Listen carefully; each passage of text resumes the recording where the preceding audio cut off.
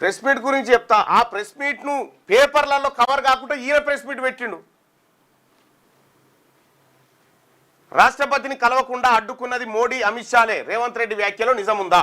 రేవంత్ రెడ్డి అబద్ధం చెప్తున్నాడు అనుకునే వాళ్ళు ఇక్కడ, రేవంత్ రెడ్డి చెప్పింది నిజమే అనుకునే వాళ్ళు ఇక్కడ. మీ అభిప్రాయాన్ని పోల్ రూపంలో జస్ట్ ఒక బటన్ క్లిక్ చేయడం ద్వారా మీ వస్తుంది.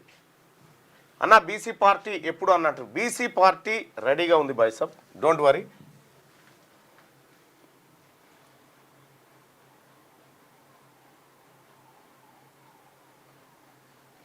ఈ రకంగా ప్రజలందరినీ తీసుకుపోయి ఫూల్స్ని చేసి తీసుకొచ్చిండు నాయకులందరినీ. ఒక ముఖ్యమంత్రి అడిగితే ప్రధానమంత్రి దేశంలో గెలవకపోవడము, ఒక ముఖ్యమంత్రి అడిగితే రాష్ట్రపతి గెలవకపోవడం ఉండదా?